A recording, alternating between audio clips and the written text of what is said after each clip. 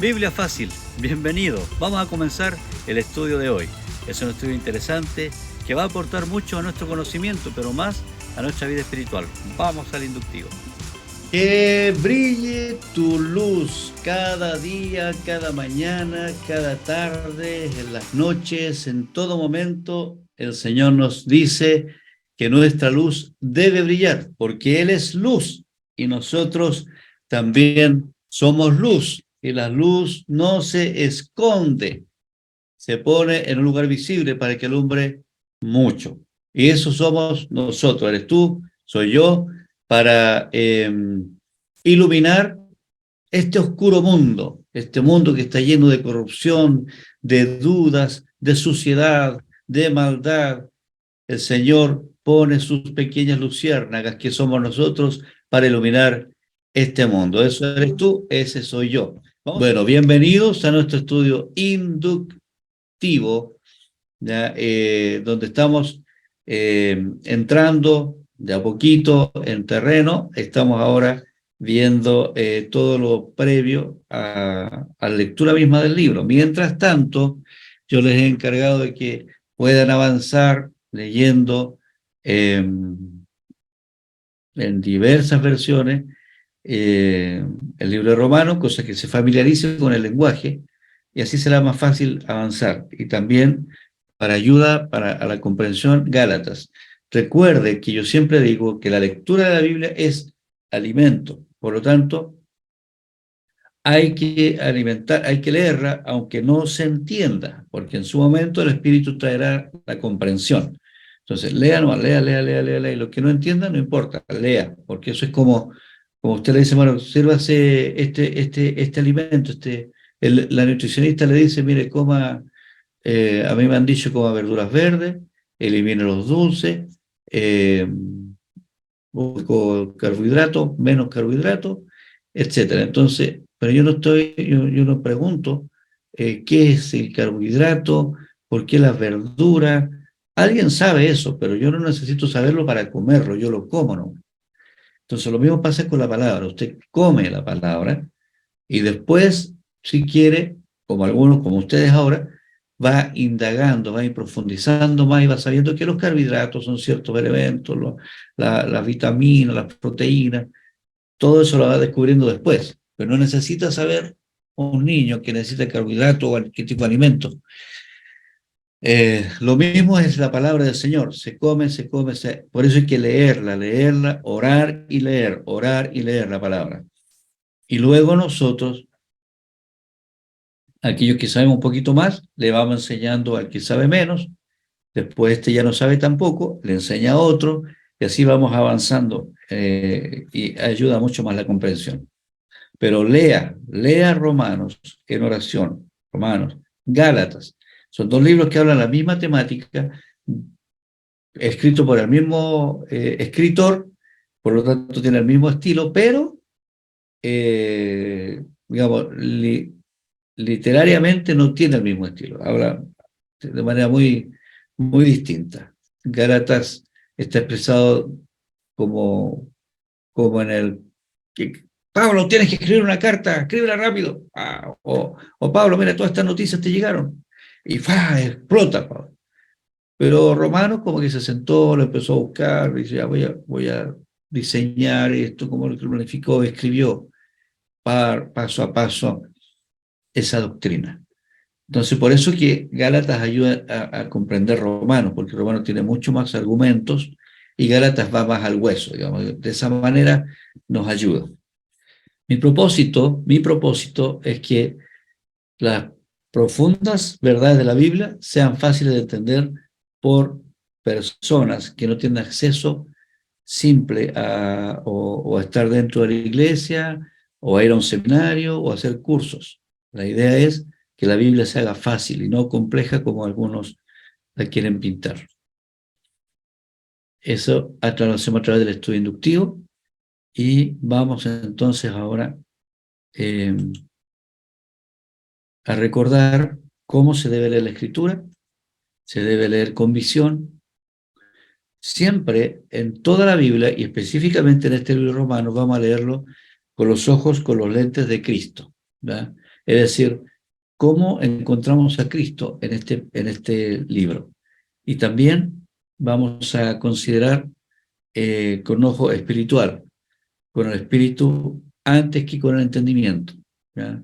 Eh, es decir, si bien estudiamos la Biblia para entenderla, esperamos más que el Espíritu Santo que inspiró a Pablo para escribirla, nos inspire a nosotros para leerla y que baje a nuestro espíritu la palabra.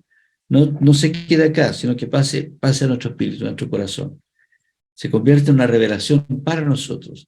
Hay que tener una actitud frente a la palabra, con disposición a ajustar la conducta conforme a sus enseñanzas. Es decir, si leemos la Biblia, que dice no robarás, y seguimos robando, entonces no hemos aprendido nada. La Biblia es aprenderla para practicarla. Entonces tiene que haber una buena actitud. Y tenemos que mirarla con ojos de eternidad. Siempre nuestra mirada en lo eterno. Nosotros somos eternos. Un problema temporal, de salud, de trabajo, cualquiera, todos los problemas de esta tierra son temporales. Y nosotros tenemos que pensar que cuando Pablo escribió el libro de Romanos, y cuando el Señor lo inspira, no está pensando en lo temporal, está pensando en lo eterno. Entonces tenemos que pensar nosotros en lo eterno. Recordemos, ¿quién escribió el libro? Ya todos sabemos, el apóstol San Pablo. Él compartió acerca de la gracia de Dios por experiencia, ya por lo que él vivió en su conversión y también por los conocimientos previos que él tenía. No tenía, ya vimos que era un hombre muy, muy preparado, ya lo vimos anteriormente. ¿Y cuándo lo escribió? Más o menos años 57, 58 después de Cristo. Por lo tanto, entendemos que Pablo, también lo vimos, es contemporáneo de Jesús, ¿ya? Siempre cuando se habla del tiempo en que se escribieron las cosas, o cuando nació o murió alguien, son aproximados, no hay una fecha muy bien determinada para ninguno de estos efectos, por si acaso. ¿A quién fue escrito? Pablo escribe principalmente a los creyentes gentiles residentes en la capital del Imperio Romano, en Roma, ¿ya? Entonces vemos a un Pablo que escribe a la iglesia de Roma. Recordemos que Pablo no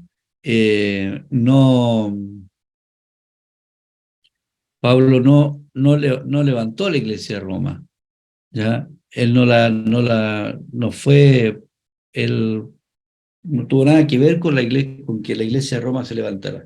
Se cree que la iglesia de Roma comenzó por efecto de algunos judíos que vivían en Roma y que fueron a Jerusalén a la fiesta donde estaban todos reunidos, y se produjo en la fiesta de Pentecostés, y se produjo el Espíritu Santo descendió, se llenaron todos del Espíritu Santo, y una vez todos llenos del Espíritu Santo, comenzaron a hablar en diferentes lenguas. Y al hablar en diferentes lenguas, diferentes personas que estaban de diferentes lugares comenzaron a entender lo que estos judíos estaban hablando. Entonces, de ahí se cree que algunas personas entendieron el mensaje y se fueron a Roma llevando el mensaje que habían recibido ahí. Esto nos dice que solo el hecho de que tú le hayas abierto el corazón a Cristo es suficiente requisito para que el Señor pueda usarte a ti para levantar el mensaje de Cristo donde quiera que estés. Y así se levantó la iglesia de Roma, y Pablo la escribe porque él había fundado muchas otras iglesias, pero no la de Roma. A él le interesaba llegar a la capital, ¿ya? ¿Cuál fue el propósito del libro? Darse a conocer a los creyentes de Roma, reclutarlos para la extensión del Evangelio y desarrollar y defender la verdad del Evangelio que había estado predicando, animar a los creyentes de Roma a depender exclusivamente de la gracia de Dios para su salvación. Aquí vemos diferentes aspectos. Primero, que los romanos lo conocieran. Habían escuchado seguro de un Pablo que se llamaba Saulo, que había sido perseguidor de la iglesia, ahora se había convertido y estaba levantando iglesias por diferentes partes, pero no lo conocían personalmente. Entonces Pablo quería darse a conocer ahí, que lo alcanzaran a conocer los hermanos. Lo segundo que quería hacer Pablo era una defensa, un propósito apologético, defender la fe. Y esto también es absolutamente legítimo dentro de todo lo que hacemos como Iglesia del Señor. También es legítimo defender la fe. Hay personas que tienen este ministerio y está bien que lo hagan.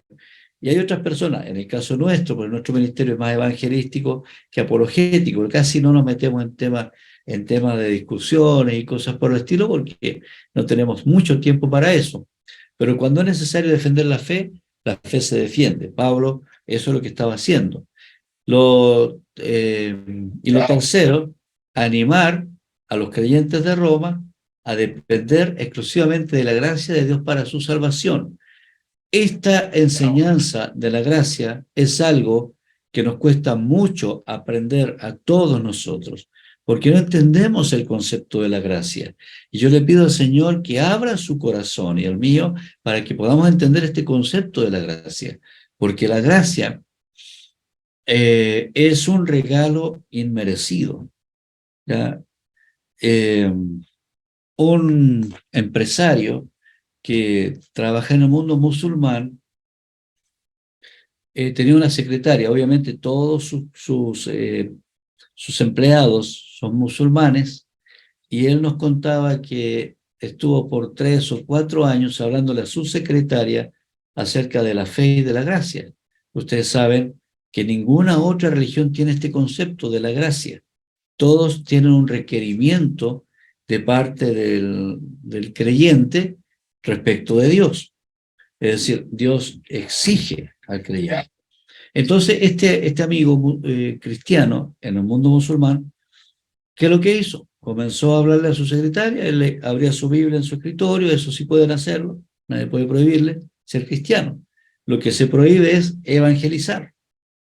Entonces, abría su Biblia, tenía un comportamiento, gestos de amor, nosotros sabemos lo que es eso, gestos de amor, y la secretaria le preguntaba cosas y él trataba de explicar la gracia. Entonces él no entendía cómo Jesús había muerto en la cruz y eso era suficiente para perdonar los pecados.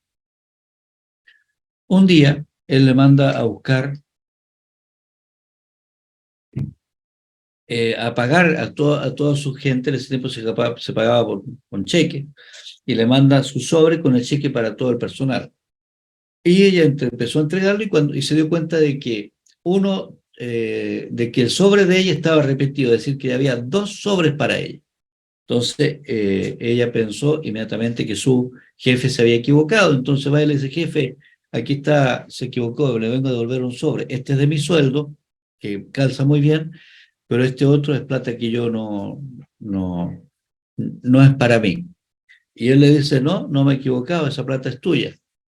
Y era mucho dinero. Entonces, ¿pero por qué es mío, jefe, si yo no he trabajado para ganarme esta plata? ¿O qué trabajo debo hacer para poder merecerlo?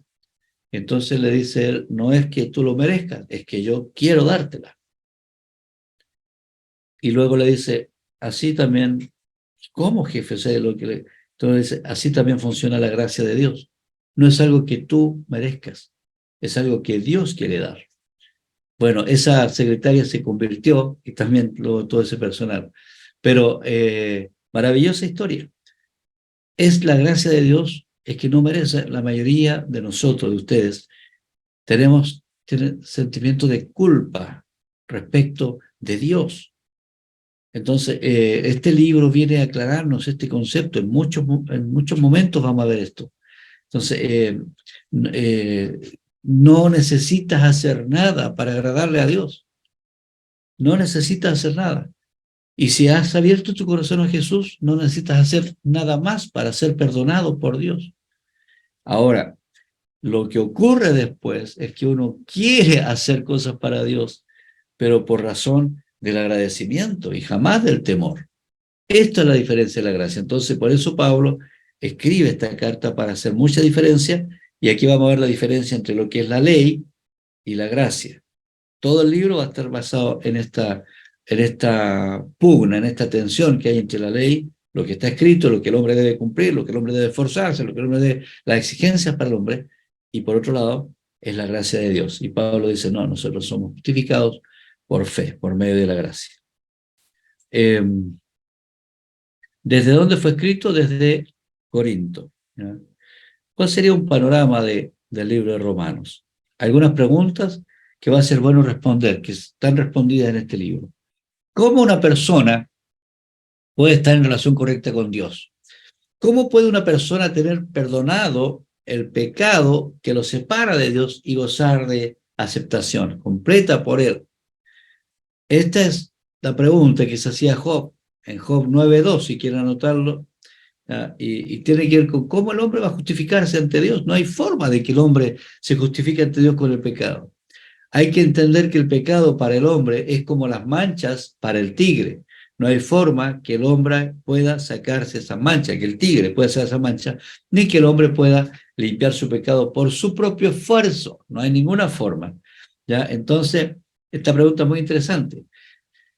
Dios creó al ser humano para tener una comunión con Él, una relación con Él, y gozar siempre del compañerismo con el ser humano. Entonces, la Biblia nos muestra en Romanos que el apóstol Pablo escribe una carta, ¿ya? ¿Para qué?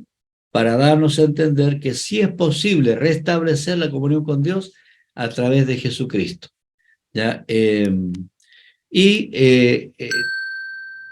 Este es el concepto que debemos ir desarrollando, aprendiendo, reflexionando, ¿ya? Los cristianos confrontaron en el tiempo que Pablo escribió la carta, la opresión, tenían prohibido reunirse abiertamente para adorar, y Pablo era un judío cristiano, además romano, y tenía una profunda preocupación para que la iglesia, los que se estaban reuniendo escondidos, pudiesen tener sana doctrina, para que pudiesen tener buena enseñanza. Esa preocupación hizo que Pablo escribiera. Y esta es la gran pregunta a la que va respondiendo. O sea, esta pregunta la hacemos para hoy día también. O sea, ¿puede un hombre tener, una mujer, un ser humano, tener una relación con Dios a pesar de que Dios es santo y el hombre es pecador? La siguiente pregunta es, ¿hay alguna manera para estar en la correcta relación con Dios por el esfuerzo personal, ya sea por logros seculares o fervor religioso? Vemos que Saulo era un ferviente religioso y el Señor le apareció y le dice, Saulo, ¿por qué me persigues? Era ferviente religioso, pero estaba completamente equivocado. Ser religioso no quiere decir que estamos en el camino correcto. Es importante, ¿ya?, entender esto. Tampoco ningún esfuerzo personal. Hay mucha gente que no es religiosa, pero que le hace bien al prójimo, que ayuda a los demás. Son personas buenas, y eso nadie lo puede discutir. Pero eso no hace que Dios tenga favor hacia nosotros. Nosotros no podemos lograr el favor de Dios con nuestro esfuerzo. Eso es lo que Pablo quiere recalcar en este libro. No hay ninguna forma de que tú y yo podamos establecer una buena relación con Dios o una relación con Dios por nuestro esfuerzo. Toda la vida podemos vivir tratando de hacer algo bien y de hacerlo bien y de ayudar a la gente y de extender la mano y de ser de una iglesia, pero eso no significa nada para nuestra salvación. Siempre se requiere el favor de Dios a través de la gracia de Dios que se demuestra en la obra de Jesucristo. Tenemos que pasar por reconocer a Cristo como nuestro Señor y nuestro Salvador. La gracia reine por medio de la justicia para vida eterna mediante nuestro Señor Jesucristo. Si alguien va a estar en una relación correcta con Dios, Dios mismo tiene que proporcionar gratuitamente la justicia necesaria, porque no hay precio que podamos pagar para estar en buena relación con Dios. Entonces Dios provee a través de la gracia la obra de Cristo y, eh, y nosotros lo aceptamos por fe. Abraham, dice eh, Pablo, Abraham fue justificado por la fe y fue declarado justo por la fe. ¿Eh? Entonces, al ser declarado justo por la fe, quiere decir que Abraham, que fue el padre de la nación de Israel, ¿ya? Fue justificado por fe antes de que se escribiera la ley. No sé si esto lo vamos a entender con detalle, pero Abraham estaba antes que la ley. Después se escribió la ley. La ley es la que comenzó a controlar el comportamiento de los israelitas. Pero Pablo dice, antes de la ley ya estaba Abraham y Abraham fue justificado por fe, no por obras. ¿Ya? Entonces, eso lo vamos a desarrollar dentro del libro. Eh, ¿Qué más? Y todos somos justificados a través del Señor Jesucristo. Ahora, esto es otra cosa. Hay mucha gente que discute acerca de la salvación. Dos posiciones que son bastante fuertes. La salvación se pierde o la salvación no se pierde. ¿Ya? Entonces, digo, en ambos casos hay un tremendo error de interpretación. ¿Ya? Y Pablo lo viene a aclarar acá. La pregunta es, si ya soy salvo, es decir, si ya hice una oración del penitente, dije, Señor, te abro mi corazón, entonces ahora necesito vivir de alguna manera especial, tener prohibiciones y cosas, o puedo volver a, si tengo una práctica pecaminosa, puedo seguir practicando el pecado, total ahora ya soy salvo, solo que es por gracia, así que yo no tengo que hacer ningún esfuerzo. Bueno, la respuesta es, y lo vamos a desarrollar más adelante, si ya soy salvo, sí importa la forma en que vivimos. Por eso Pablo en el capítulo 6, versículo 2, ¿continuaremos en pecado para que la gracia abunde? Es decir, ¿vamos a pecar más porque ya estamos bajo la gracia? Y la respuesta de Pablo es clara, categórica, de ningún modo. Es decir, la salvación no es una posesión, no es algo que yo tenga, aquí tengo un leoncito, ¿verdad? No es algo que yo tenga, yo lo poseo y ahora lo suelto, ahora lo tengo y ahora lo suelto, ahora lo tengo y ahora lo suelto. Es una posesión. La salvación no es una posesión, la salvación es un estado. Es decir, yo estoy casado, estado civil casado, ¿ya? Y nunca más, hace mucho tiempo que ya olvidé lo que es ser soltero. Y aunque hubiese, ni Dios lo quiera, cambiado mi estado de casado a separado, por ejemplo, ¿ya? Nunca más voy a volver a ser soltero.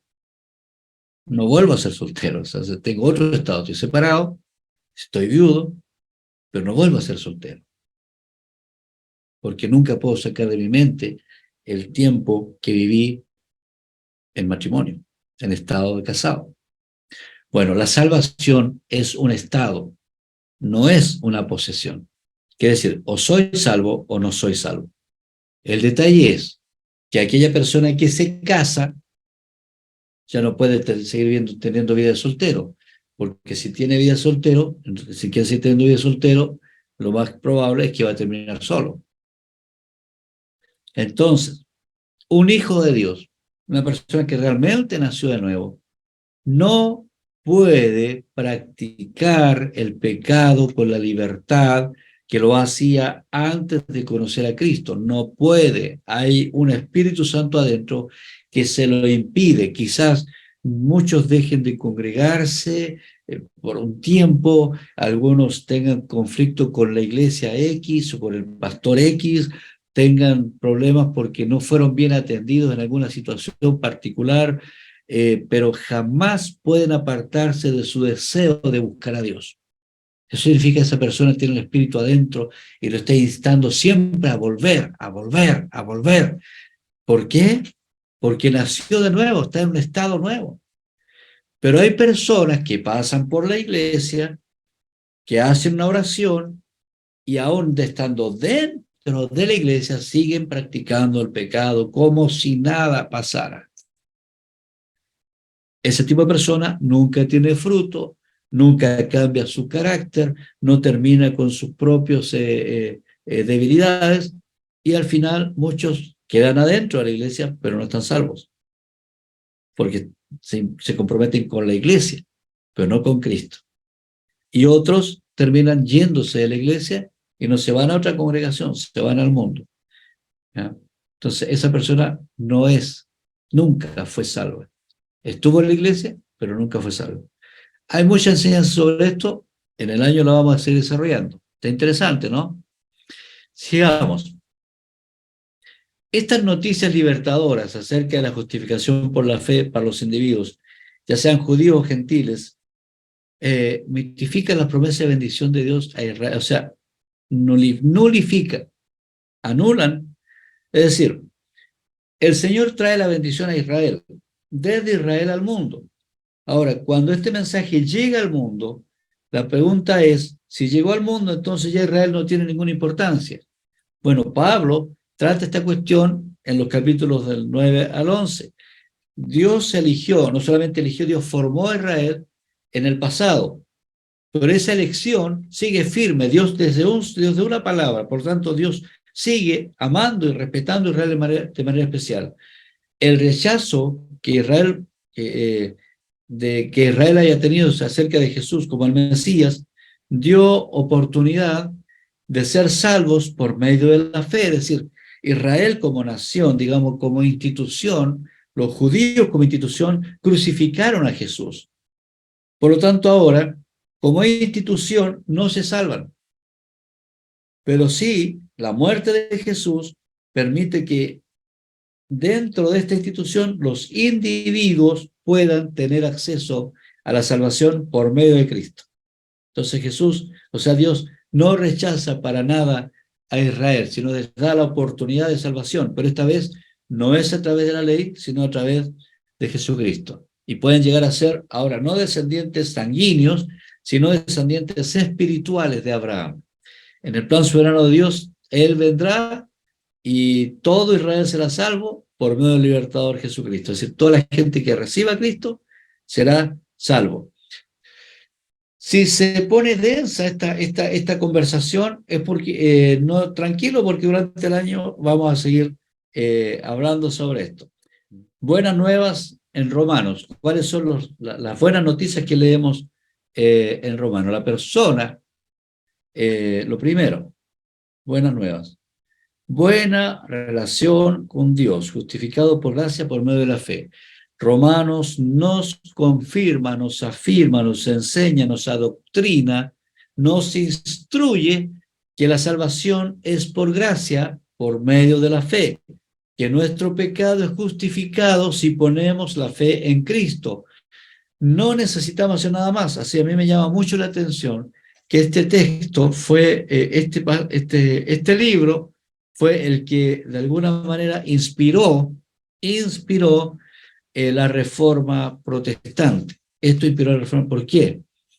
Porque Martín Lutero estaba queriendo tener una mejor relación con Dios, como buen sacerdote que era, y como con todo su anhelo de enseñar bien a la gente, pero él veía de parte de sus autoridades religiosas institucionales que estaban haciendo abuso de la fe, vendiendo indulgencias a precios desmedidos, prometiendo cosas que no estaban en la Biblia, y todo era porque había una necesidad económica en ese tiempo, una necesidad económica para construir la basílica de San Pedro, creo que es. Y entonces había una necesidad económica y había que sacarle más plata a la gente.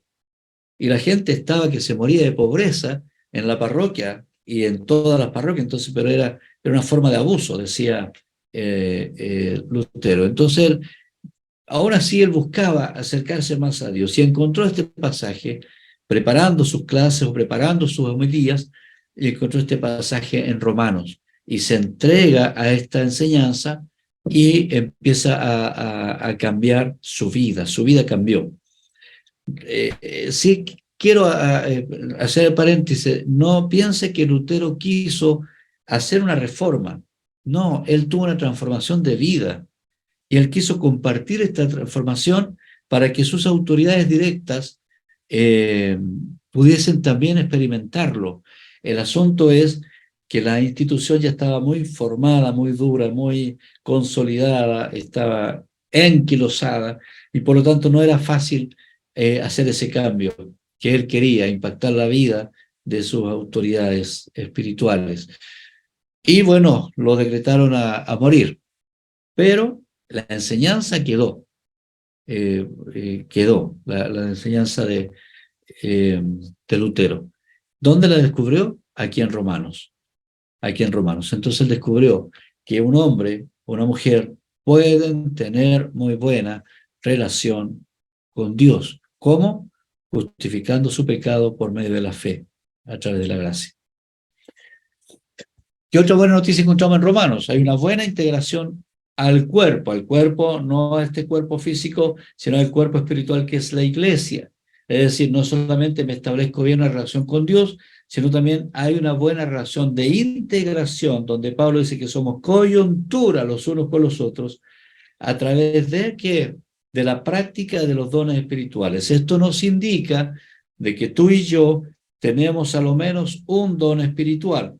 Ese don se practica en función del cuerpo de Cristo. Ninguna persona puede practicar el don espiritual fuera de la iglesia. O sea, desvinculado a la iglesia. Si no, yo este don lo hago solo, no necesito a nadie, no. Los dones son para... Nos sirve este dedo fuera del cuerpo, nos sirve la mano fuera del cuerpo. Necesita el cuerpo, y nosotros somos el cuerpo de Cristo. Entonces Pablo nos enseña en el capítulo 12 acerca de esta integración del cuerpo de Cristo. Somos salvados por fe, pero también somos insertados en un cuerpo, que es el cuerpo de Cristo. Y además Dios nos da capacidades especiales. Tú tienes dones especiales para desarrollar dentro del contexto de iglesia. Fíjese cómo nosotros hacemos iglesia sin estar en un templo en este momento. ¿Ya? Entonces, quiere decir que hay cosas que puedes hacer para el Señor insertado en el cuerpo, ¿ya? Que es este cuerpo de Cristo, que es la iglesia. Esa es una muy buena noticia para muchos que a lo mejor piensan, no, yo no soy útil, yo no puedo hacer nada, yo no puedo ir mucho a la iglesia, pero probablemente hay cosas que sí se pueden hacer, es cosa que descubramos cuál es nuestro don, o que nos pidas ayuda. Es, pastor, yo quiero ayudar en esto, quisiera, estas son mis habilidades, y de seguro, sobre todo, de seguro hay algo que puedes hacer en el mismo lugar donde estás. Otra cosa que nos enseña el apóstol San Pablo en este libro es el buen comportamiento cívico. Nos habla en el capítulo 3 extensamente, un capítulo controversial para los tiempos de hoy y para los tiempos que estamos viviendo, pero básicamente lo que nos está diciendo acá es que debemos ser responsables cívicamente.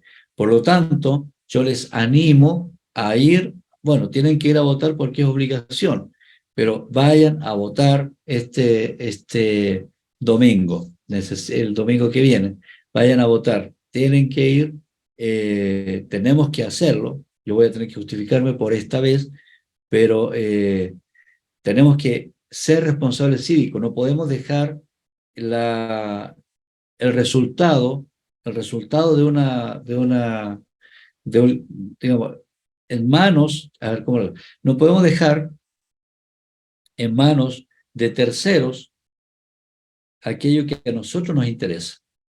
Entonces, si nosotros queremos que la voz del cristiano, del cristianismo, de nuestros principios, de nuestros valores sean escuchadas, entonces tenemos que votar por personas que más o menos se aproximen hoy día, que están con... Yo tengo mi respuesta, pero no la voy a dar acá. Así que si alguien quiere, me pregunta. Pero tenemos que votar. Tenemos que votar. Y tenemos que marcar el voto. ¿Ya? Ni anular ni dejar en blanco. No lo recomiendo, porque eso significa, anular significa salirnos del concepto de nuestra responsabilidad cívica y dejar sobre otro la responsabilidad que ellos elijan. Y votar en blanco significa sumarse a la mayoría. Entonces, no es lo que nosotros queremos. Entonces, por lo menos que quede constancia de que nosotros votamos a conciencia y que lo hicimos en base a nuestros principios y valores. Nos enseña el capítulo 3 acerca del comportamiento físico. Y unidad en la diversidad.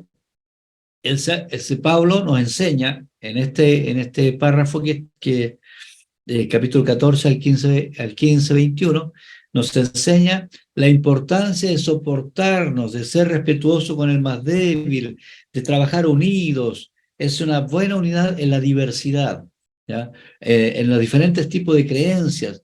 Nosotros acá, estando acá en el Centro de Eventos Paine, hay que atender a diferentes tipos de iglesias con diferentes creencias. Incluso, fíjese que hay iglesias que no se han querido, aquí les ponemos una pulserita, no se han querido poner pulsera porque no quieren, no sé, llevar la marca y cosas así, pero son hermanos en Cristo. Ellos tienen su fe y se la respetamos. Nosotros tenemos que aprender a respetar las diferentes formas de ver la fe, diferentes formas de creer. Lo que es ineludible es la doctrina de la salvación, donde que lo que estamos diciendo que no hay justificación si no es por Cristo. Eso sí que no cambia. Pero hay otras variedades de cosas que la gente, de costumbres, que a lo mejor pueden ser distintas, pero no lo hacen menos cristianos o más cristianos. Entonces, no se meta a pelear por cuestiones cuestiones de día, cuestiones de comportamiento, no se meta a pelear por eso, no vale la pena. No. Pablo dice que lo que conviene es vivir en comunión, buscar la comunión, el respeto, respetar al otro, y buscar siempre la comunión en el espíritu. Ya hay buena unidad en la diversidad. Y otra cosa bien interesante y que también nos sirve a nosotros es buena unidad del espíritu a pesar de la distancia. Entendamos que Pablo estaba escribiendo cartas. ¿Ya? Entonces, si Pablo hubiese estado en este tiempo, seguro que tendría más estudios que yo, que haría Zoom y sumaría mucho, tratando de llegar a mucha gente, porque él quería dar a entender que las iglesias pueden ser fundamentadas en la oración y la palabra, y de acuerdo a eso, no importa dónde estuvieran, iban a estar en unidad. Eso es algo que nosotros también experimentamos con este mismo estudio. Estamos en diferentes partes, pero estamos unidos en el espíritu. Eso está también enseñado en este libro de Romanos. Y otra cosa que nos enseña, el buen resultado de las casas iglesias. Como yo les he dicho, no, las iglesias en el tiempo de Pablo no eran iglesias con templo, con salón educacional, con amplificación, con un buen púlpito de cristal. No eran nada de eso, lejos de eso. Lo que había eran casas abiertas para predicar a Cristo. Y el líder de la casa era el pastor de la iglesia. Eso era todo. ¿Ya? Y la idea de Pablo era que en cada lugar, en cada ciudad, hubiese una iglesia. Más o menos eso pareciera. Entonces, y el capítulo 16, donde Pablo ya termina, comienza a dar una lista grande, larga, y uno dice, oye, qué aburrido. Pero Pablo nombra por lo menos 34 personas de liderazgo. Quiere decir que Pablo trabajó fuertemente en formar nuevos líderes. Por eso termino esta parte tal como comencé diciendo, es probable que tú, con el solo hecho de haber reconocido a Cristo como Señor y Salvador, ya pudieras abrir tu casa y compartir el mensaje de salvación con alguien, con tu amigo. Si no sabes cómo hacerlo, bueno, estás en el lugar correcto, porque yo gustoso te guío, te enseño, y no solamente yo, sino que muchos, cómo podrías compartir la fe con algunos amigos o familiares. ¿Ya? Y Pablo nos corrobora que el resultado de las iglesias casa es extraordinario. ¿Mm? Y buenas noticias para todos. ¿Sabes una cosa importante? Quedémonos con esto. Dios nos acepta. No nos acepta solamente, sino que Él nos aprueba. Y después que ya somos aprobados como hijos de Dios, justificados por la sangre de Cristo, entonces Él nos lleva a la prueba. Prueba nuestro liderazgo, nuestros dones, nuestra integración al cuerpo de Cristo. Él nos va probando. ¿Ya? Entonces, con eso estoy terminando lo de hoy. Uf, qué estudio más interesante el de hoy. ¿Qué te pareció? A mí me fascinó. ¿Por qué? Porque la palabra de Dios siempre tiene algo nuevo que entregarnos, aunque lo hayamos leído muchas veces. Si te ha gustado este estudio, profundiza más en él, pero también ponme un me gusta, hazme un comentario, me haría bien, nos haría bien. Y por supuesto, suscríbete a nuestro canal.